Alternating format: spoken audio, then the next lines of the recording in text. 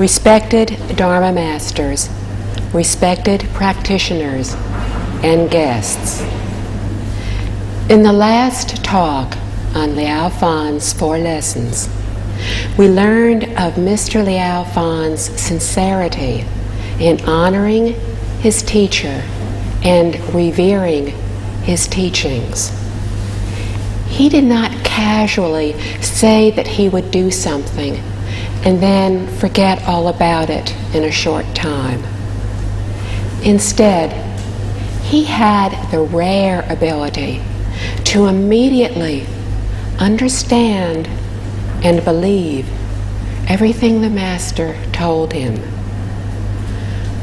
We see the depth of this understanding and belief as Mr. Liao Fan began to regret each and every one of his faults in front of the Buddhas and Bodhisattvas. In essence, he asked them to be his witness. When we are truly intelligent and wise, we will let others know of our faults. Then, when we are corrected, our karmic obstacles will be reduced. The Master taught him to chant a mantra to help him to concentrate his mind, to eradicate his wandering thoughts, and to uncover his true mind. The goal to attain purity of mind remains the same whether we are reciting sutras, chanting mantras, or chanting a Buddha's name. What is important is that we choose the method that is right for us. If we cultivate sincerely and diligently, then we will be able to end our erroneous ways, practice kind deeds, and cultivate purity of mind. In due time, whatever we seek will be attained. In our seeking something from the Buddhas and Bodhisattvas, or beings of heaven or earth, we need to do so without having any thoughts or considerations for our seeking to be truly effective. To achieve this, our mind needs to be truly pure, without any wandering thoughts. This is the mind of sincerity, purity, and respect. Only when we appeal to the Buddhas and Bodhisattvas using our mind of utmost sincerity will we attain what we wish for. Unfortunately, most people wish for a happy and fulfilling life, not realizing that happiness and fulfilling life are not necessarily synonymous with fame, wealth, and prestige. Therefore, we need to understand that when we wish to create our destiny, we need to be able to accord with sentient beings and to be joyful over the meritorious deeds of others. Only in this way will our lives truly be happy and fulfilling. Regardless of favorable or unfavorable circumstances, we will be completely at ease. Everything will become clear and logical. We will have good fortune and attain ultimate liberation. This is true living. True happiness is not achievable without great knowledge and our actual efforts in our practice. Actual learning and practice are true knowledge. Reaching achievement is returning to our original state. It is to reveal our original self-nature, which is not the state of an ordinary being. This is true happiness. It is to be filled with the Dharma joy, to truly abandon suffering for happiness. It is what awakened people seek. Only when we become awakened will we be able to settle our minds, and only then will we be able to create our destiny. In the last talk on creating and changing destiny, I spoke of the precept against the consumption of intoxicants. There is also another precept against the consumption of the 5 pungent vegetables of onions, green onions, chives, garlic, and leeks.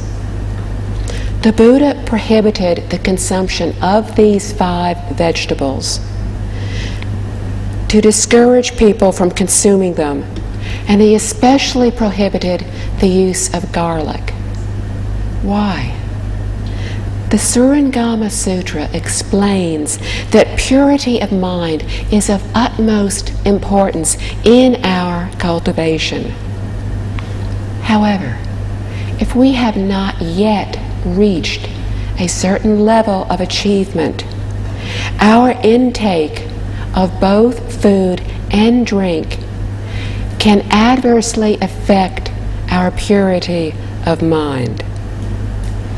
Once we have achieved a certain level, we will be in control of our minds, able to control our environment. Then there will be no hindrances. But until then, our minds are still influenced by the environment. So if we can have these 5 pungent vegetables, we will no longer be in control of that environment. The Buddha told us that when we eat these 5 vegetables, it can increase our irritability when we consume them raw. To eat them cooked can increase our hormone production. So there are many reasons why the Buddha set up these precepts. In other words, whether we eat these raw or cooked, they are forbidden because they can adversely affect us, increasing our afflictions.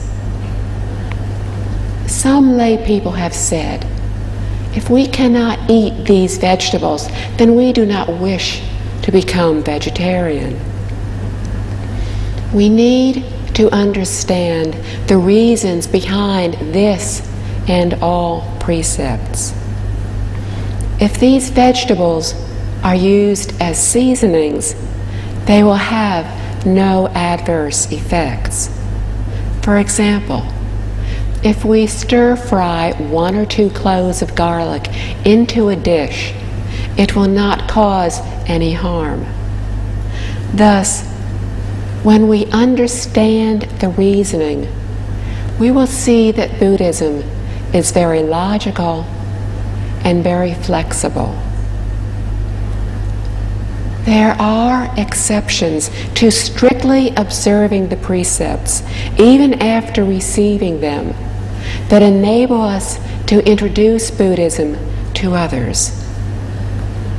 Therefore, at certain functions, we need to behave wisely, to adapt ourselves to the current circumstances, and to make use of the opportunity to introduce Buddhism to others. It is an unimaginably rare opportunity for them to hear of these teachings. During drinks and at mealtime, we can explain to them the great truths of Buddhism, to plant the good root. This is a rare educational opportunity not to be wasted. From the text. It took me more than 10 years to complete the 10,000 meritorious deeds I had vowed to do. I was unable to dedicate the merits from these good deeds at a temple until I returned to my hometown in the south a few years later. At that time, I had the opportunity to ask 2 monks to dedicate them for me. End quote. It took Mr. Liao Fan more than 10 years to fulfill his vow. Because he had a post with the army that required traveling, he did not have a chance to dedicate the merits. It was not until the year after he had fulfilled his vow to accomplish the good deeds that he had the opportunity, the chance to do so. He engaged the services of several monks at a temple to dedicate the merits on his behalf after having completely fulfilled his vow to accomplish the good deeds. Upon making his pledge, he had written to gods or to spirits to express his sincerity and earnestness in turning over a new leaf and in accumulating merits and virtues. Upon completion of his 3,000 meritorious deeds, he dedicated them to repay an obligation and for the fulfillment of his wish. From the text. Then I made my second wish, and that was for a son. I vowed to complete another 3,000 meritorious good deeds. A few years later, your mother gave birth to you and named you Tianqi. End quote. Mr. Liao Fan had not been destined to have a son, but having wished for one, found his wish was fulfilled. Proper seeking will enhance the gain. He attained his wish due to correct seeking and cultivation. Mr. Liao Fan had pledged to complete 3,000 more good deeds, but before he had completed them, his wife had given birth to their first son, Tianqi. From this, we can see that if we truly and sincerely wish for something, it will come true. Of course, although he had gained a son before completing his pledge of the 3,000 good deeds, he would honor it. It was the same as what had happened previously. He took the imperial examination, but before he could fulfill his pledge, he came in first when he had been destined to come in third. This is to be in correspondence, and this is truly inconceivable. from the text. Every time I performed a good deed, I would record it in a book. Your mother, who could not read or write, would use a goose feather dipped in ink and make a red circle on the calendar for every good deed that she did. Sometimes she gave food to the poor, or bought living creatures from the marketplace and freed them in the wild. She recorded all of these with her red circles on the calendar. At times, she could accumulate more than 10 red circles in one day. End quote. Mr. Liao Fan's wife would buy animals in the marketplace and then set them free. When we have the heart to free captured creatures, we need to be careful not to be deceived. Many people who wanted to free animals would go to the market and buy them there. But they often captured the animals or the birds for us to buy to set free. If we did not buy the animals, they would not capture them. The more we try to free, the more they will try to capture. This will not help them, but will in fact put more of them at risk, causing more harm than good. In so doing, we do not only accumulate merits, but we accumulate offenses instead. Therefore, when we want to free living creatures, we need to do so only with those we inadvertently come upon in the marketplace when we do our grocery shopping. Do not buy them or seek them purposely, for to do so is to seek an affinity. By happening to come upon them, we can determine if they are able to survive in the wild. If they are, then we can buy them and set them free.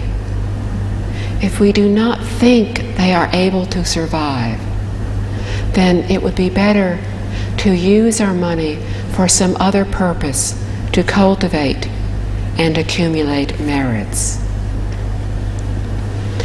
Therefore, we need to be wise in our actions and not act impulsively.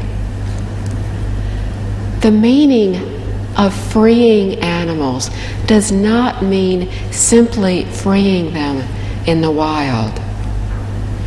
It also includes becoming a vegetarian and encouraging others not to kill living beings, but to care for them.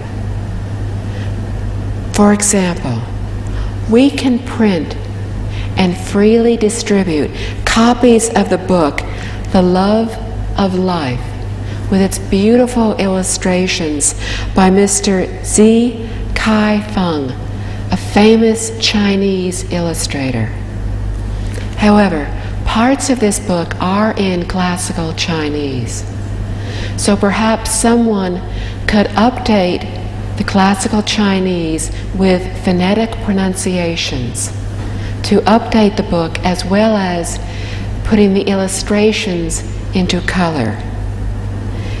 To do so would help today's children nurture the desire to help and care for all living beings. By doing so, we will truly achieve the essence of freeing living creatures. We need to understand the spirit, the profound meaning behind what we are taught, and not just follow something to the letter of what is said. As for the practice of giving, there are many kinds, including that of wealth, teaching, and fearlessness, each with their own inconceivably vast and profound meanings. Both Mr. Liao and his wife had refrained from wrongdoing and practiced good deeds. They were accomplishing their goal much faster than they had accomplished previously. In the past, they were sometimes unable to accomplish one good deed in one day, but took several days to do so. Thus, it took 10 years to complete 10,000 meritorious deeds. With 3,650 days in 10 years, accomplishing one good deed a day means there were over 600 days when they were unable to accomplish one single good deed. But now they were able to accomplish 10 good deeds in one day. A vast improvement over before. It is very difficult to turn over a new leaf, but they had the perseverance and the patience to do so. Without the willpower, the determination, it is not easy to eradicate our bad habits and thoughts. And this is the reason why many of us regress more than we progress on the path to enlightenment. From the book. Every day we practiced like this, and in 4 years, the 3,000 meritorious deeds were completed. Again, I made the dedications, this time in our home. On September 13th of that same year, I made my third wish, and that was to pass the highest level of the imperial examination. I also vowed to complete 10,000 meritorious deeds. After 3 years, I attained my wish and passed the examination. I was also made mayor of Baodi County. End quote. From 1580 to 1583, it only took Mr. Liao 4 years to complete the second pledge of 3,000 good deeds, whereas it had taken 10 years to complete the previous good deeds. This time, he again engaged the services of a monk to make the dedication at his home. On September 13th, he made the wish to pass the highest level of the imperial examination. He had not been destined to pass this particular examination at all. However, his destiny had also not included having a son, but he had attained one through his seeking and practice. It would also be a variable. If his wish to pass the examination were to come true, although he had not been destined to pass it. Everything that Master Yuangu had taught him had been proven true. Now he pledged to complete 10,000 good deeds. In 1586, only 3 years after his pledge, as expected, he attained his wish and passed the imperial examination. After this, he was assigned by the imperial government to be mayor of Baodi County, a position that had not been in his original destiny. Previously, he had been destined to be a mayor in Sichuan province, in southwest China, far from Beijing.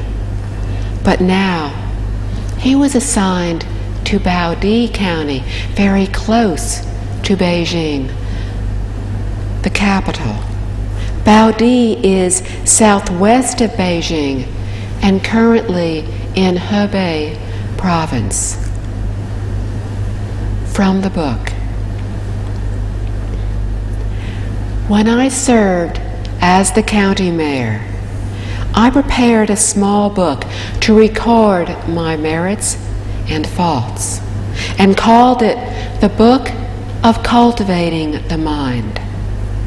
From then on, every morning when I started to work in my office, my servant would bring the book and have the guard place it on my desk. I would record my every deed, good or bad, no matter how small.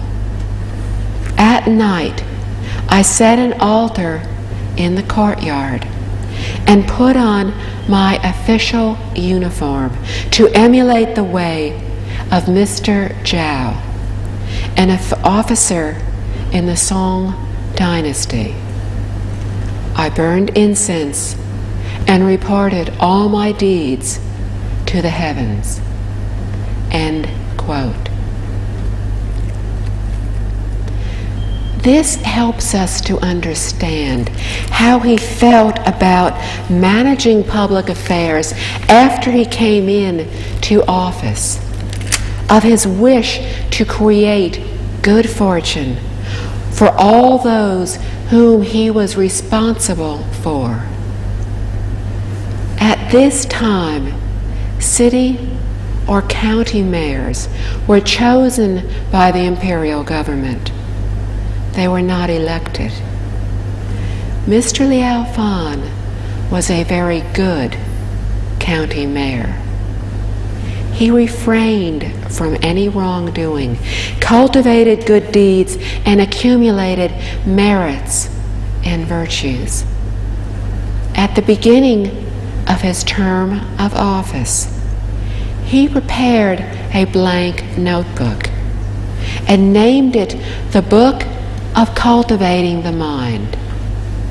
He used it every day to record his deeds, good or bad, so that he could be watchful over them and thus learn how to discipline his mind. Every day, Mr. Liao handled public affairs and served as an interrogator in the judicial system. This is unlike today, where the judicial and legislative departments are separated. In ancient China, the mayor managed both judicial and legislative cases. He carried the notebook with him wherever he went. When on duty, it would be placed on his office desk. Whatever good or bad things he did, big or small, he faithfully recorded them to see when he would be able to fulfill his pledge of 10,000 meritorious deeds. At night, he would go out into the garden and set up an incense altar. In the manner of Mr. Zhao, he then reported to gods and spirits everything he had done throughout the entire day, not hiding anything. Many ancient people followed this practice. They would openly and honestly admit to everything they had done, to be pure in both body and mind. Buddhists call this confessing and apologizing to the public. From the book. Once, your mother was concerned when she saw that I had not accumulated much merit. In the past, she was able to help me in our accumulation of good deeds, and we were able to accumulate 3,000 meritorious deeds. Now, I had made a pledge to complete 10,000 good deeds, and there were fewer opportunities to practice them at the government residence. She worried about how long it would take before my vow could be fulfilled. End quote. Before he became a government official, Mr. Liao was not as busy with work. Thus, it was easy for his wife to assist him in doing good deeds. As a government official, they now lived in the government residence. In the past, there was little contact between those in the official government and the public, especially so for their family members. Therefore, she was no longer able to help him in cultivating and accumulating good deeds. She worried when they would be able to fulfill the pledge of 10,000 good deeds. From the text. That night, after your mother spoke these words, I dreamed of a heavenly being and told him of my difficulty in completing the 10,000 good deeds. The heavenly being told me that when I became a mayor, I had reduced the taxes on the farmlands. That was a great good deed, and that deed itself was worth 10,000 merits. My vow was already fulfilled. As it turned out, the farmers in Baodi County had to pay a very high tax, and when I came to office, I reduced the taxes on the farmlands by nearly half. But I felt strange and bewildered. How had the heavenly being known about the tax reduction? I still had doubts and wondered how a single deed could be worth 10,000 merits. End quote. After he had become the county mayor, Mr. Liao had reduced the taxes on farmlands by almost half. But he did not understand how a heavenly being could have known about this. Could it really have happened? The amount of the decrease was substantial. Thus, All the farmers in the county had benefited from this act. Actually, far more than 10,000 farmers in the county had benefited this. So this could have easily fulfilled his pledge. However, he was uncomfortable for two reasons. First, how had the heavenly being known what he had done? Second, could this one act really be worth 10,000 merits and virtues? From this we can see why it is said that a position in the government is a good place to accumulate merit and virtue. Average people usually do not get this kind of opportunity to accumulate such good fortune and virtue. If Mr. Liao Fan had not become a county mayor, how many years would it have taken him to complete 10,000 meritorious deeds? At that time, he had the opportunity to benefit thousands of farmers. Thus, his one good deed was indeed equal to 10,000 merits.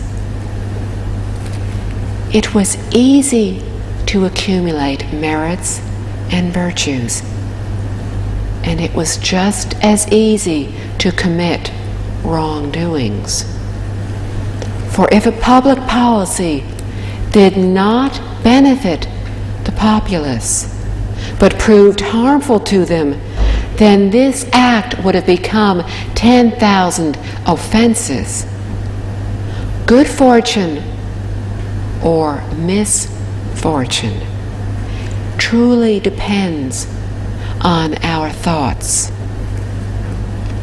The higher our position, the greater the possibilities for creating good fortune or misfortune. A leader of a county can implement one policy, do one good deed that will prove beneficial to all fellow citizens, and accomplish thousands, millions of good deeds.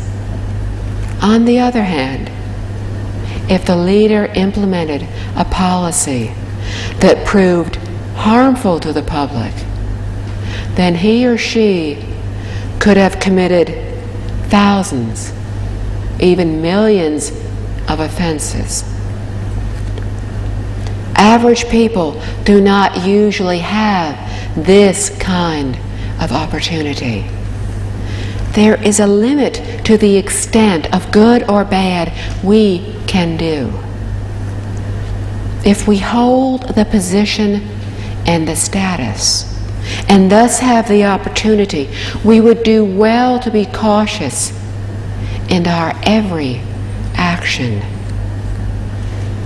By cultivating good deeds, we will have a bright future.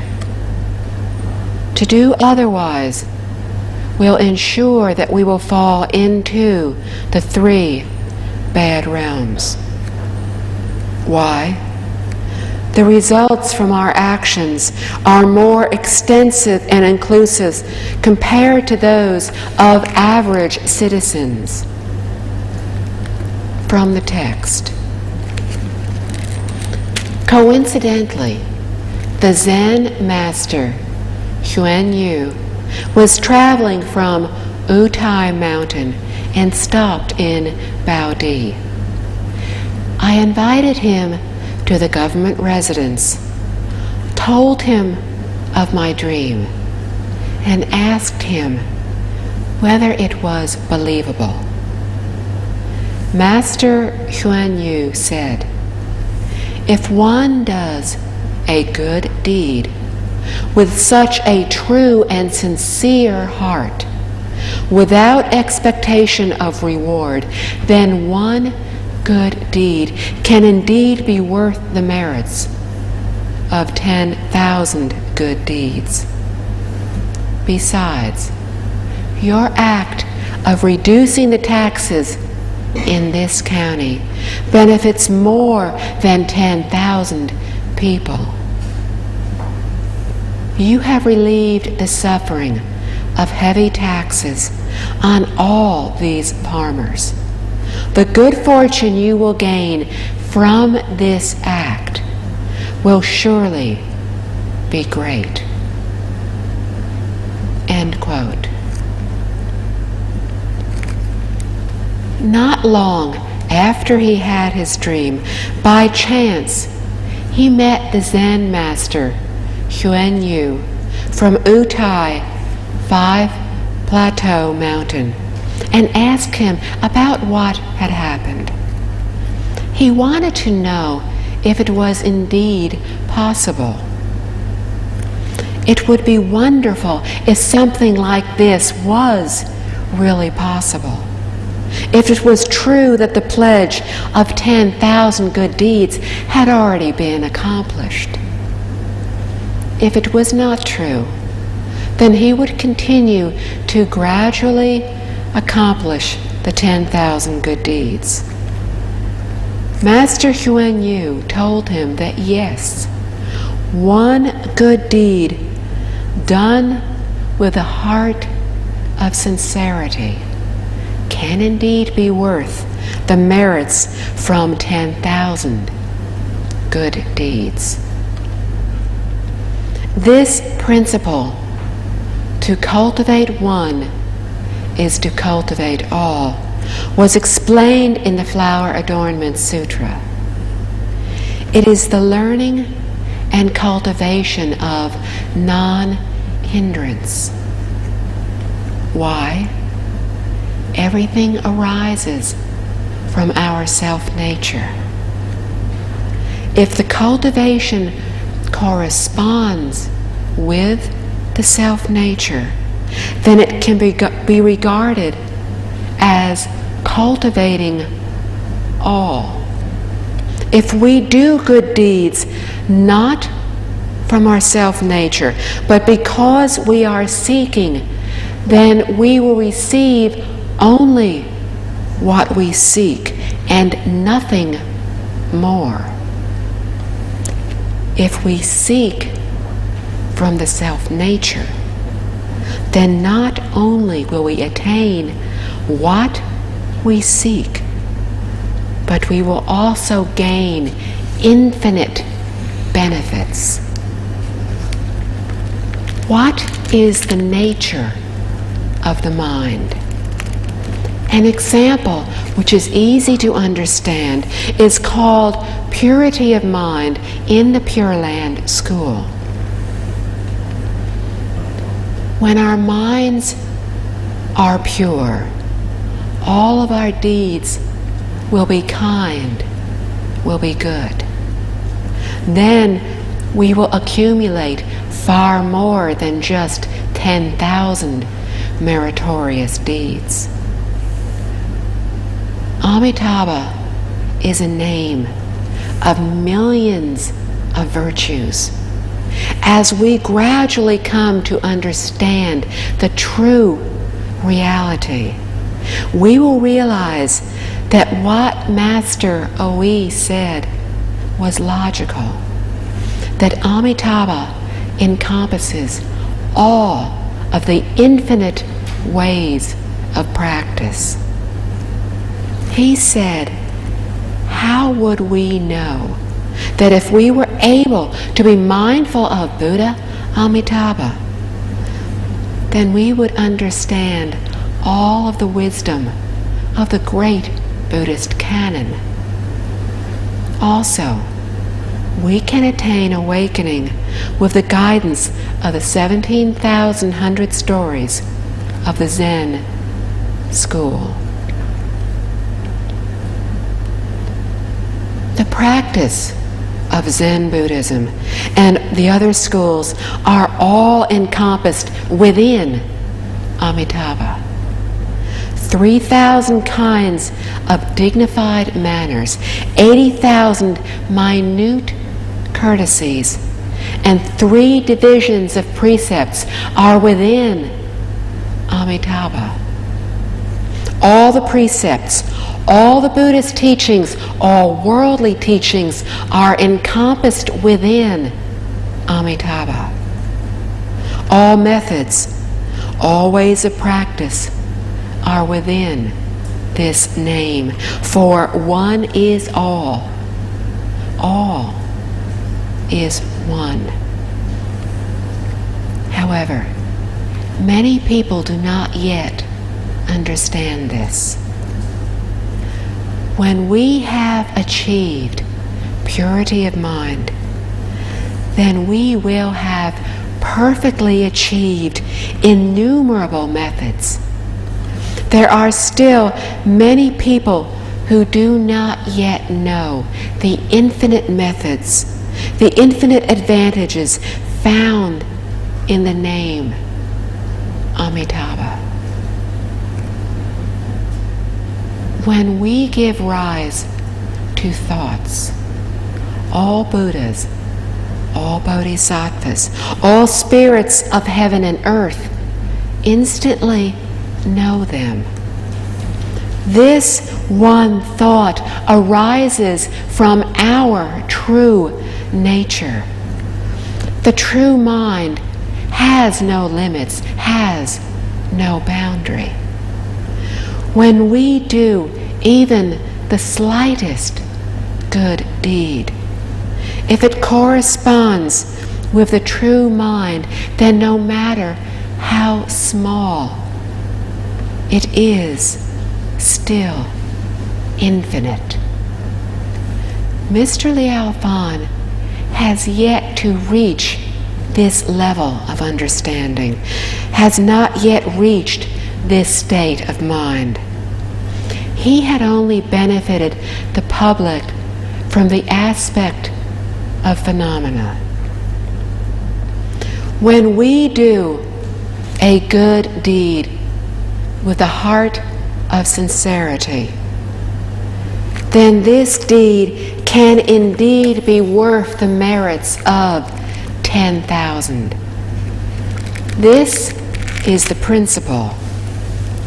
He told Mr. Liao that yes, indeed, his act of reducing the taxes in this county had relieved the suffering of heavy taxes on all the farmers, and had indeed benefited more than 10,000 people.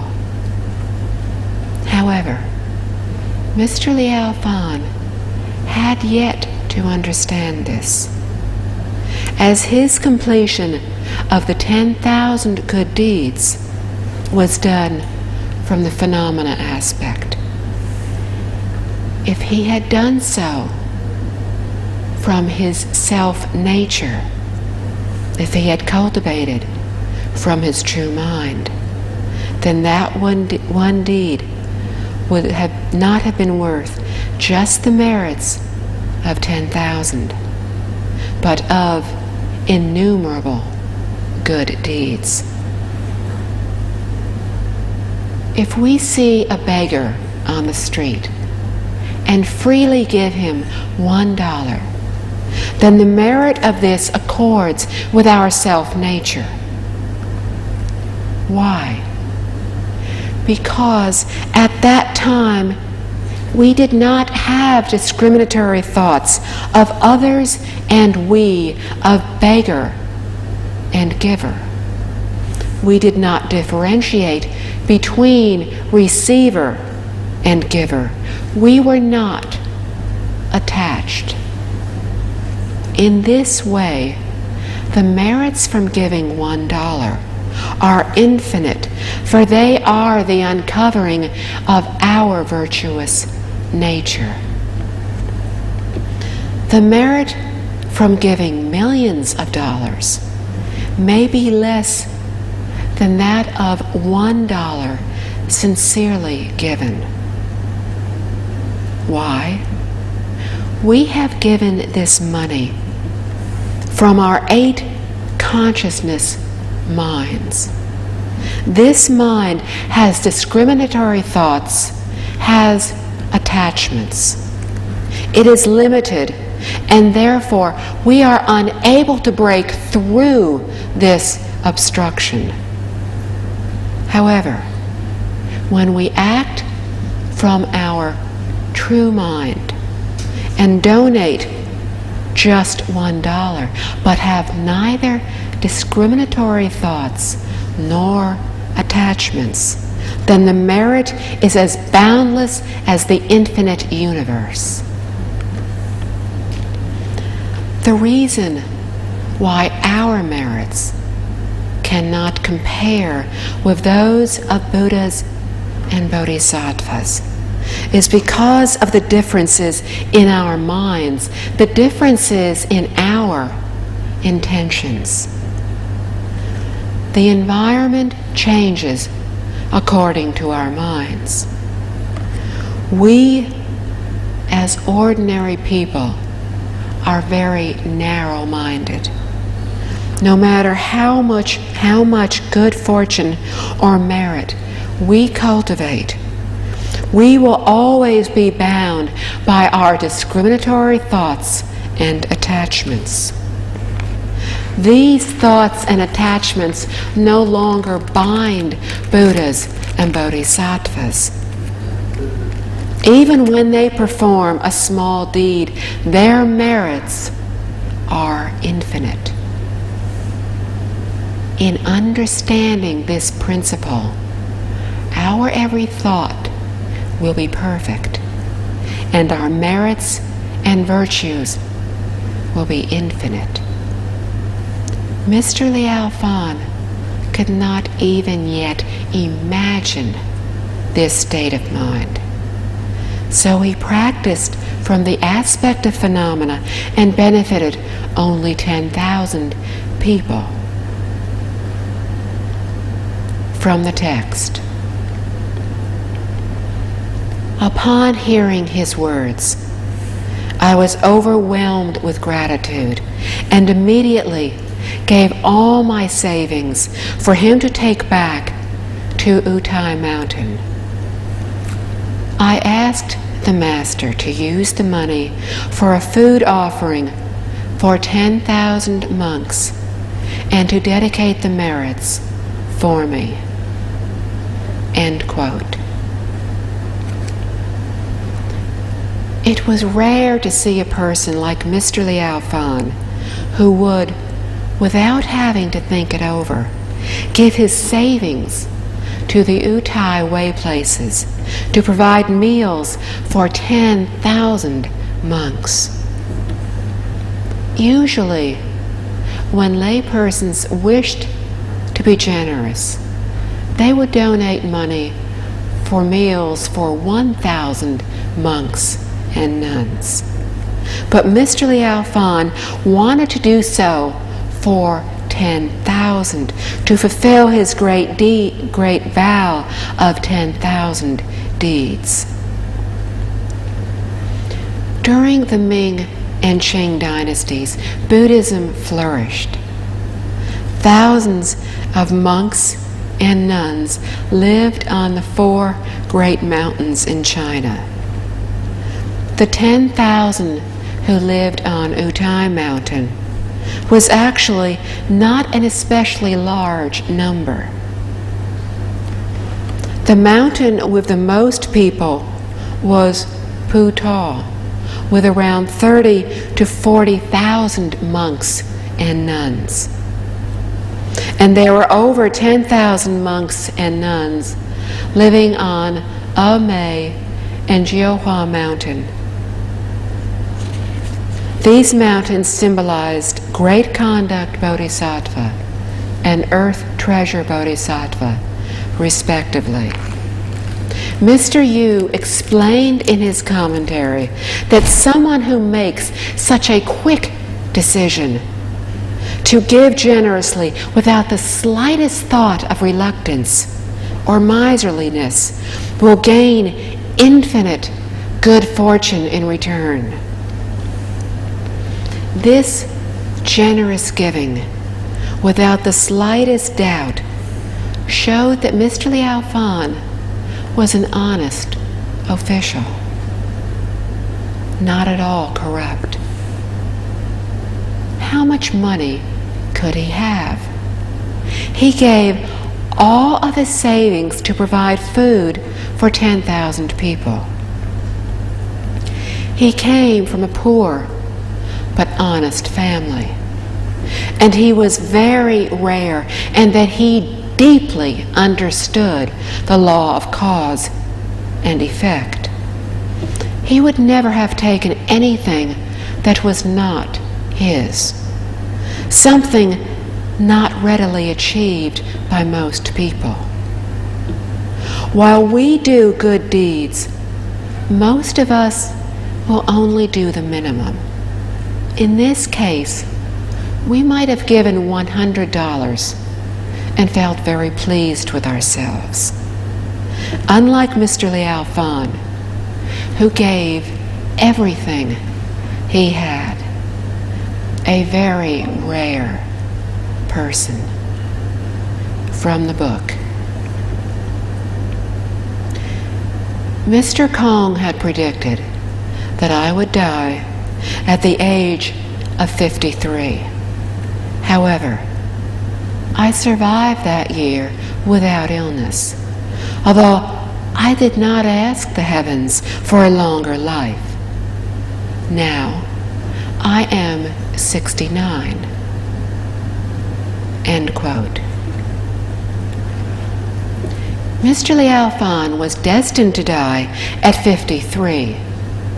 It was a very accurate prediction. He would die in his home on August the 14th at the age of 53. He would die in the morning between the hours of 1 and 3. It was in this year that he would undergo a severe misfortune and would not survive. Mr. Liao Fan wrote his book at the age of 69. He had not sought to live beyond 53. However, he passed the year in good health without encountering any severe misfortunes. It is obvious that the issue of birth and death, of long life, is of utmost importance in our lives. If long life can be sought, what is there that we cannot seek? Without long life, it would be difficult to seek attainment and enjoyment of fame, wealth, prestige, and children.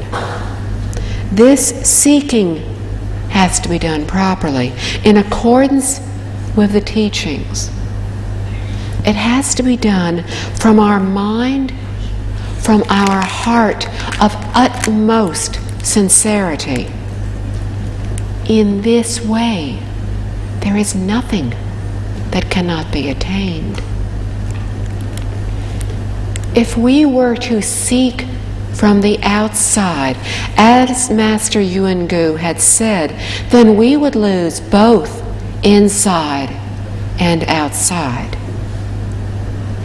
There is nothing that cannot be attained. Whether we are Buddhists seeking good fortune, or Chinese seeking good fortune, long lives, and children. Indeed, we can seek to attain more good fortune and even longer life, more children and grandchildren. Nothing is unattainable. We have seen that Mr. Liao Fan gained good fortune, long life, and children to totally surpass the constant in his destiny. These were what he gained through cultivation, because these were not destined. from the book. The book of history explains that destiny exists, but it is difficult to be believed by most people because it is very changeable.